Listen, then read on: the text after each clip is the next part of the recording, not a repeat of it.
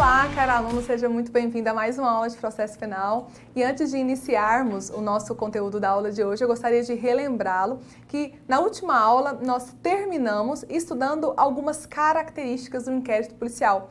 Terminei dizendo a você que o inquérito policial ele é um procedimento sigiloso. Disse a você ainda que a regra, tanto na Constituição Federal quanto no nosso próprio Código de Processo Penal, é a publicidade ampla dos atos processuais, mas em determinados casos a lei irá restringir essa publicidade às partes e a seus procuradores, ou ainda somente a seus procuradores. Pois bem, tendo em questão que primeiro, nós temos o direito à publicidade dos atos processuais, o Código de Processo, eu também deixei claro que o Código de Processo Penal permite que seja decretado o sigilo do inquérito policial, quando a autoridade policial verificar que ele é fundamental para as investigações. Devemos lembrar que muitas das vezes o elemento surpresa funciona como primordial para o sucesso das investigações. Então, muitas vezes vai ser possível sim decretar o sigilo ali do inquérito policial, mesmo que a regra seja a publicidade dos atos. Só que nós vimos que a própria Constituição Federal permite que essa publicidade seja restrita e até mesmo nos processos judiciais. Imagine o que dirá então aqui num procedimento administrativo como é o inquérito policial. Então não há violação nenhuma de direito fundamental quando nós falamos em sigilo do inquérito policial. Essa é a doutrina que domina atualmente aqui quando nós falamos em sigilo de inquérito policial. Só que eu queria deixar claro para vocês uma importante súmula, vamos trabalhar com uma importante súmula aqui, que não deu tempo de ser dito na última aula, que é muito importante para que você fique atenta a essa questão do sigilo, ao limite desse sigilo. Bom, eu disse a você que, conforme previsão do artigo 20 do Código de Processo Penal, a autoridade policial, a depender do caso concreto, poderá decretar o sigilo do inquérito policial. Mas eu quero deixar claro que esse sigilo não alcança o defensor do acusado ali, do investigado, objeto ali de investigação daquele inquérito. Então, mesmo que o inquérito policial seja sigiloso, o seu defensor, o advogado ali constituído pelo investigado, poderá sim ter acesso aos autos. Só que existe um limite a esse direito. Lembre-se que eu preciso que você fique atento que, embora esse defensor tenha o direito de analisar ali os autos produzidos no inquérito, não é qualquer auto que ele irá ter acesso. Apenas aqueles que estão já documentados, aqueles que já foram encerrados pela autoridade policial.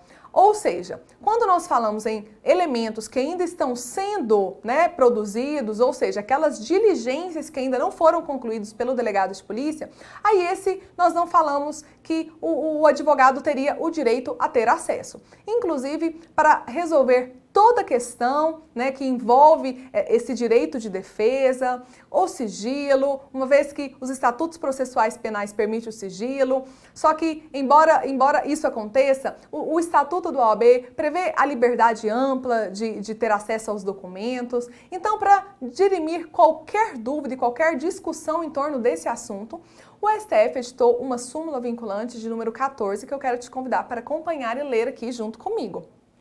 Veja bem, é direito do defensor, no interesse do representado, esse representado, que fique claro, é o investigado, que está sendo ali suspeito da ocorrência de um crime, ele está sendo objeto de investigação, de um inquérito policial, ou seja, é direito desse advogado ter acesso amplo, direito a acesso amplo aos elementos de prova que já documentados em procedimento, vejam bem, ficou bem ruim isso aqui, deixa eu apagar aqui para você não confundir.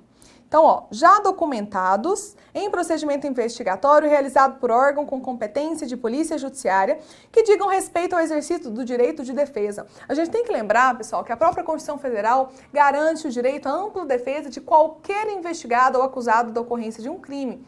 Só que seria impossível que esse acusado exercesse o seu direito à ampla defesa se o advogado não tivesse a oportunidade de consultar os autos ali, que estão sendo objetos de investigação. E não é por essa razão que o STF editou essa súmula vinculante, dizendo que sim, que mesmo que o inquérito policial se trate de um procedimento sigiloso, o advogado ele tem direito amplamente né, a consultar ali tudo que foi produzido no decorrer do inquérito policial que digam respeito ao exercício do direito de defesa, porém apenas os documentos que já foram documentados, aqueles que foram encerrados, ou seja, aquelas diligências ainda em curso, que não foram documentadas pelo delegado de polícia, aí essas não terão acesso, tudo bem?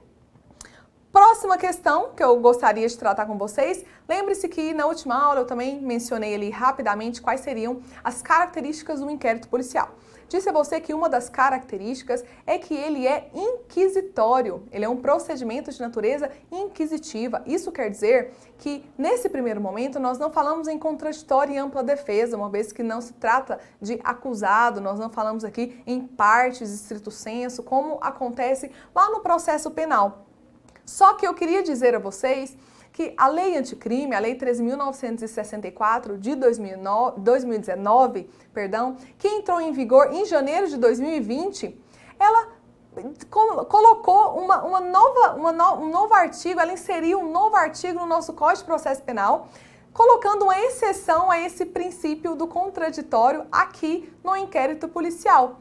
Antes, a regra é que não havia possibilidade de contraditório dentro do inquérito policial por ter uma natureza inquisitiva, por ser um procedimento de natureza inquisitiva. Só que a lei passou a prever uma exceção a esse procedimento, uma exceção a esse princípio do contraditório. Quero acompanhar vocês a ler essa inclusão do artigo 14A no nosso Código de Processo Penal, que trouxe uma mudança significativa para o nosso Código de Processo Penal. Nos casos em que servidores vinculados às instituições, o artigo 144, inclusive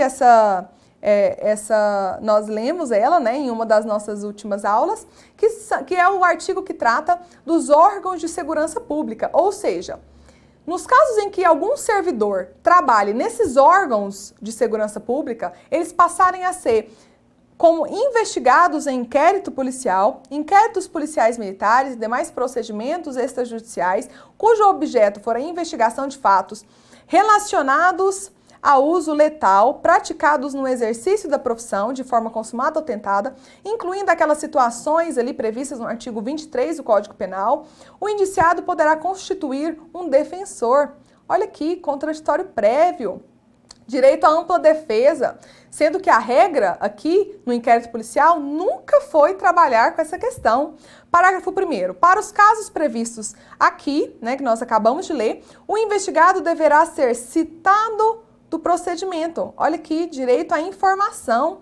O investigado deverá ser citado da instauração do procedimento investigatório, podendo constituir um defensor no prazo de 48 horas do recebimento da citação. Então, pessoal, a regra sempre foi o quê?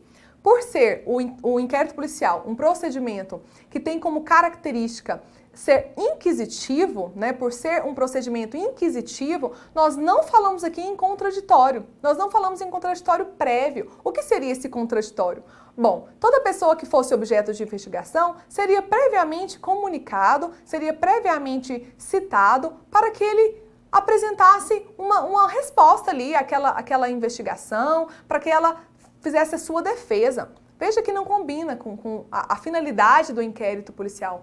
Veja que foge da sua característica primordial, que é ser inquisitivo.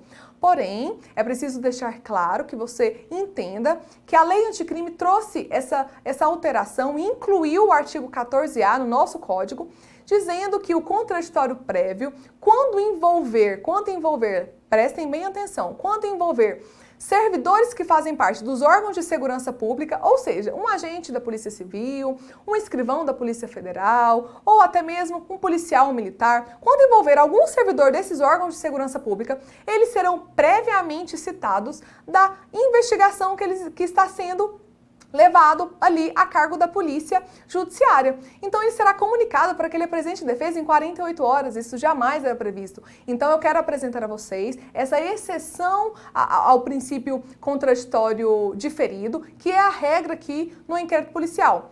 Então todas as vezes que figurar uma pessoa investigada lá dentro dos órgãos de segurança pública, ela será previamente citada e esse procedimento obedecerá ao princípio do contraditório. que em regra, lembre-se bem, é inquisitivo. Não há necessidade de contraditório, a não ser essa exceção que acabamos de estudar aqui, que acabei de dizer aqui a vocês. Bom, próxima característica muito importante que eu disse a você é um procedimento discricionário. Eu também disse que lá no artigo 6º e no artigo 7º existe um rol exemplificativo de diligências que podem ser tomadas pelo delegado de polícia todas as vezes que ele tomar conhecimento da ocorrência de um crime. Então, todas as vezes que chegar ali para o delegado de polícia a notícia de um crime, o Código de Processo Penal previu ali algumas diligências que podem ser tomadas por ele. Mas lembre-se, como é um procedimento discricionário, possui uma característica de discricionariedade, o delegado de polícia não está vinculado a realizar aquelas diligências previstas em lei. Ele pode, na medida ali do que ele achar mais conveniente, olhando ali a oportunidade adequada, ele pode tomar diligências que ele achar cabível ali ao caso concreto. Então, essa a discricionariedade que existe dentro do inquérito policial. A oportunidade que o delegado tem de analisar o caso concreto e chegar à conclusão de quais são as diligências melhores a serem adotadas ali naquele inquérito policial.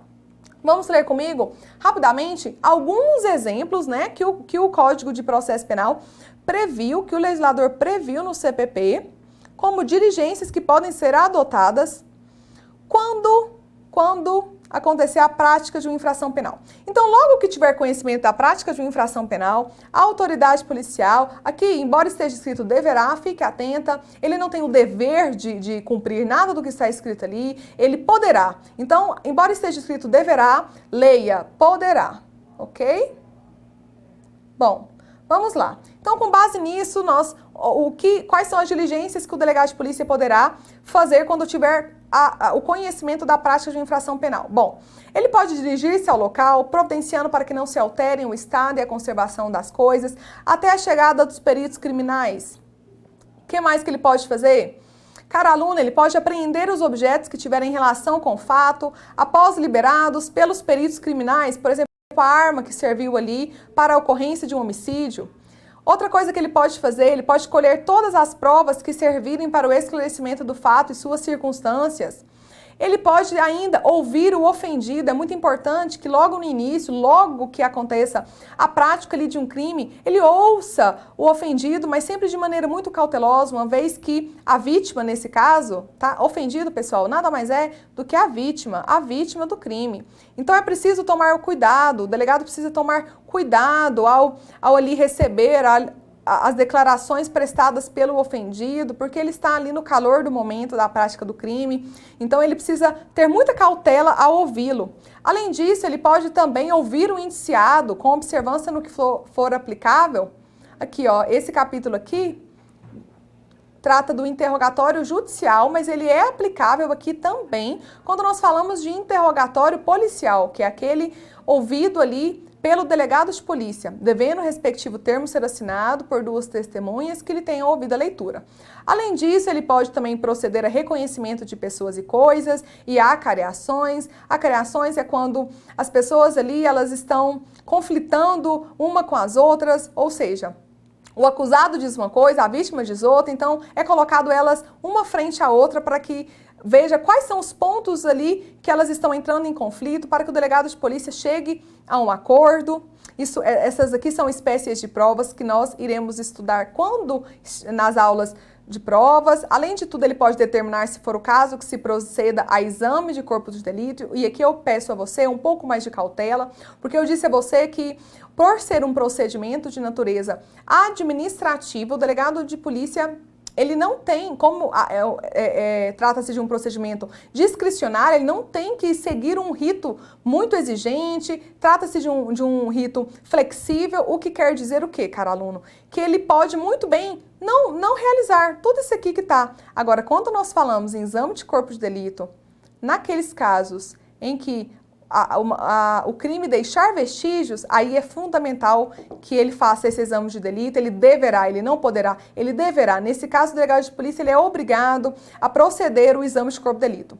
Além disso, ele também pode ordenar a identificação do indiciado pelo processo datiloscópico, se possível, e fazer juntar dos autos suas folhas de antecedentes. Quero lembrar a você, caso você nunca tenha estudado isso antes, que o processo datiloscópico, ele só é possível, aquele colhido através de digitais, ele só é possível quando não há a possibilidade de identificação civil. Em regra, se o acusado for identificado civilmente, ele não precisará acontecer a identificação criminal dele. Além disso, ele também o delegado de polícia pode averiguar a vida pregressa do indiciado sob o ponto de vista individual, familiar e social, sua condição econômica, sua atitude e estado de ânimo antes e depois do crime, durante ele, quaisquer elementos que contribuem para a apreciação do seu temperamento e caráter.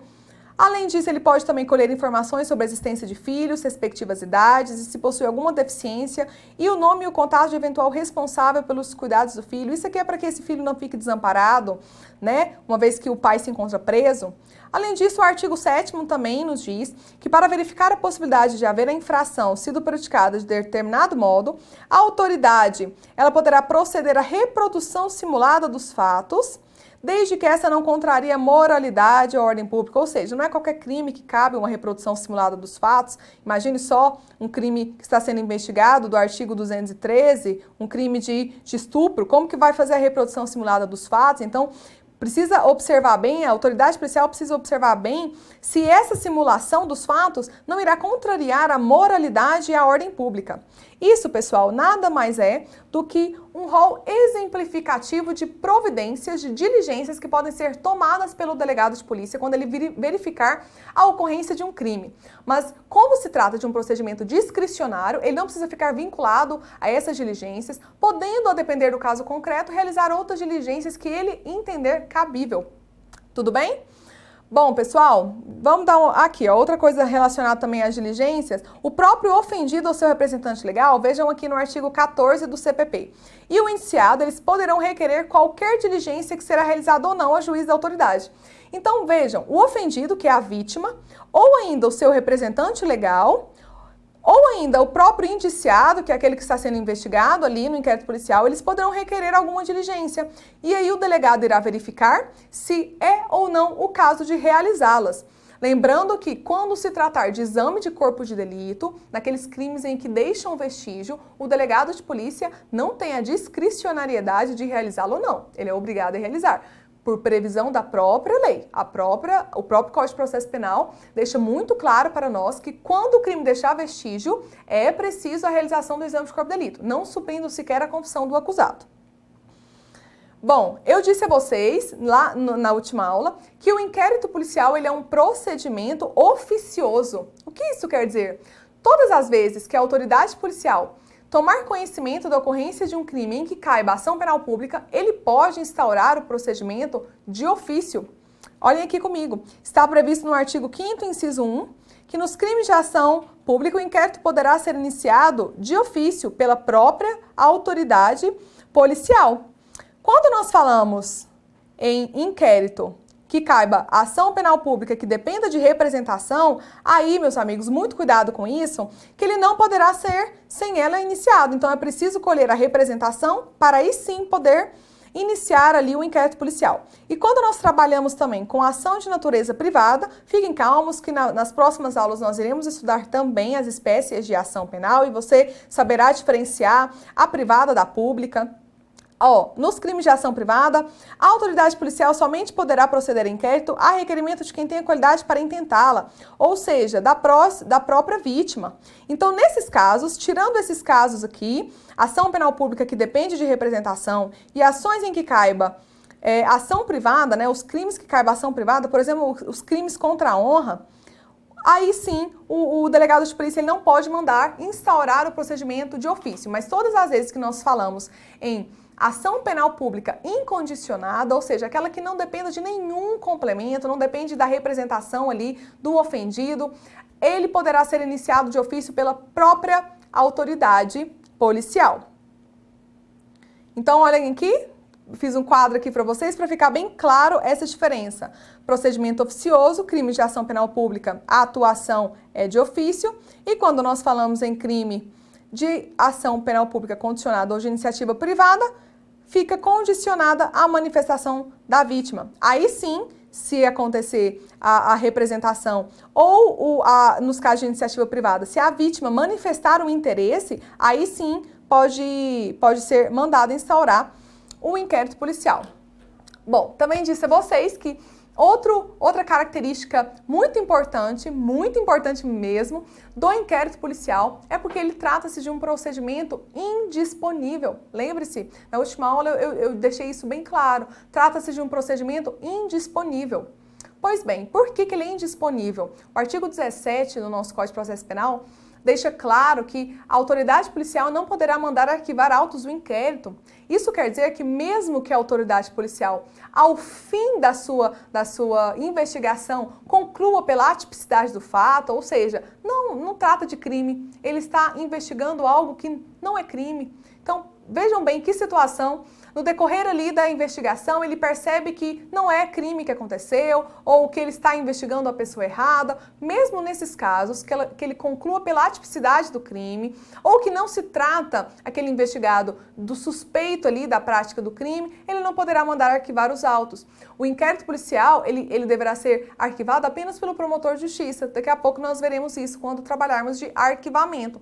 Mas de antemão, saibam que a autoridade policial jamais poderá mandar arquivar os autos do inquérito policial. Tudo bem? Olha aqui, artigo 17, eu trouxe aqui o artigo para vocês, caso você não esteja com o seu Código de Processo Penal aberto.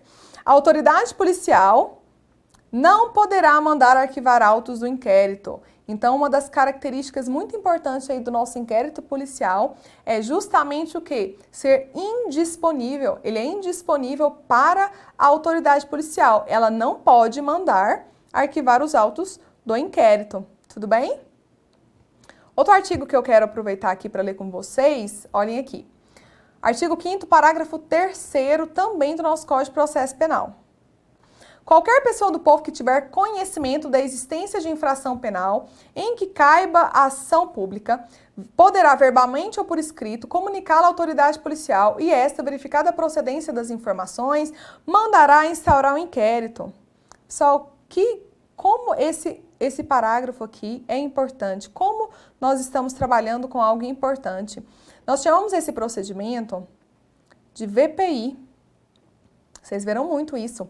VPI é a verificação da procedência das informações. O que é isso, pessoal? Como eu disse a vocês agora há pouco, e eu peço até desculpas por ser tão repetitiva, mas é porque isso é importante que você entenda. É importante que você entenda isso e a repetição é uma forma muito eficaz de fazer com que esse conteúdo entre de vez na sua cabeça. Bom, eu disse que o inquérito policial, ele é um procedimento que não pode ser arquivado pela autoridade policial, ou seja, ele é um procedimento indisponível. Então, todas as vezes que a autoridade policial for instaurar um inquérito, ele precisa ter muita cautela nesse momento. Justamente porque caso verifique que o crime não existiu, que se trata de um crime que está sendo investigado, é um crime atípico, por exemplo, mesmo que ele, sabendo que ele não pode mandar arquivar esses casos, esse inquérito, mesmo se tratando de um crime que é atípico, ele tem que tomar cuidado no momento da instauração. Então, o que é aconselhável que esse delegado faça? Que ele faça, todas as vezes que ele toma conhecimento da prática de um crime, o que ele tem que fazer? Ele tem que verificar ali a procedência dessas informações, verificar se o que chegou ali a seu conhecimento, né, a notícia ali daquele crime, de fato é verdade, se faz sentido, para aí sim ele poder finalmente indiciar aquele investigado e mandar instaurar os autos do inquérito. Então é preciso ter cuidado, justamente por tratar de um procedimento indisponível. O delegado ele tem que tomar muito cuidado no momento ali da instauração do inquérito, porque uma vez instaurado, ele não poderá mandar arquivar. Ele não poderá mandar arquivar. Então ele precisa fazer algumas investigações preliminares à instauração. E os tribunais já têm admitido que aconteça isso. é possível que o delegado de polícia faça algumas investigações preliminares à instauração do inquérito, para que ele verifique a procedência das informações que chegou ao seu conhecimento, que é o que nós acabamos de ver, um procedimento que chama VPI, verificação da procedência das informações, que ele tomou conhecimento para saber se aquilo ali faz sentido, se realmente aquilo que chegou ao seu conhecimento é verdade. Então ele tem que ter muito cuidado. Aí sim, a partir do momento que ele verificou a procedência dessas informações, ele pode mandar instaurar o inquérito policial. Tudo bem? Próximo tópico que eu quero trabalhar com vocês são as formas de instauração do inquérito policial. Tema muito importante também, eu tratei desse assunto de maneira completíssima no material que eu fiz para vocês. É muito importante que a gente consiga entender quais são as formas de instaurar o inquérito policial. E nós iremos dividir isso em dois tópicos. Primeiro, quando se tratar de crimes que envolva ação penal pública incondicionada. Nesses casos, o inquérito policial ele poderá ser iniciado de ofício, ele poderá ser iniciado mediante requisição do Ministério Público, ele poderá ainda ser iniciado a requerimento do ofendido ou de seu representante legal, ou seja, a própria vítima ali daquele crime, né, poderá pedir para o delegado de polícia instaurar um inquérito policial. Ele ainda pode ser instaurado com base em notícia oferecida por qualquer do povo. Lembra que lemos agorinha que qualquer do povo pode comunicar a ocorrência de um crime que caiba a ação penal pública. E aí o delegado de polícia, fazendo aquilo que eu falei, verificando a procedência das informações, poderá instaurar um inquérito.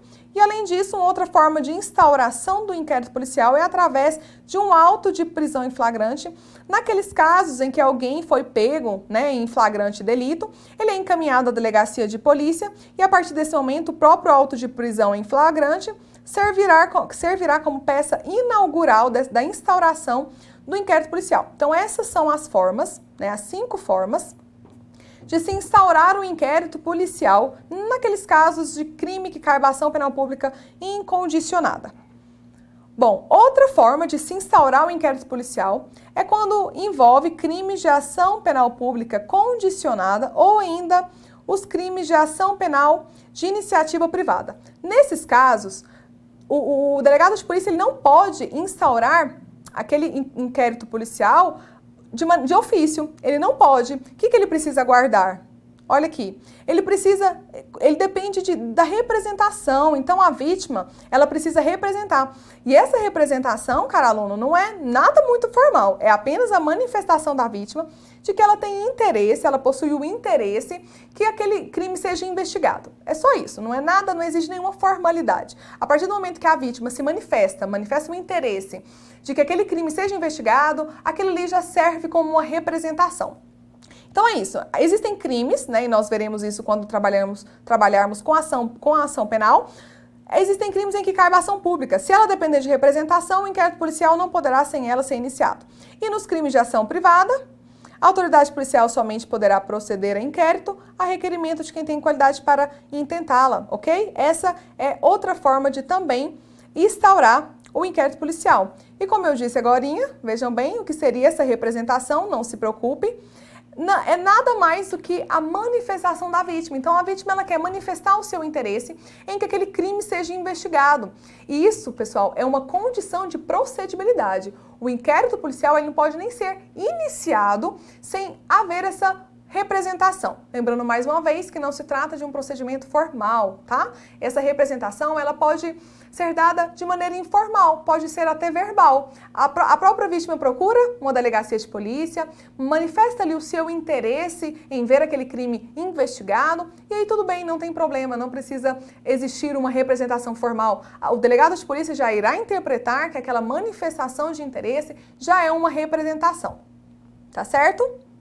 Bom, pessoal, eu vou deixar para encerrar algumas coisas que eu ainda tenho que trabalhar com vocês na próxima aula, para que fique bem claro que nós conseguimos encerrar na aula de hoje todas as características do inquérito policial. Vimos que ele trata-se de um procedimento sigiloso, discricionário, inquisitivo, porque a regra é que não acontecerá nele o contraditório e ampla defesa, uma vez que nós não falamos nem partes nesse momento, não há acusação, é apenas uma investigação.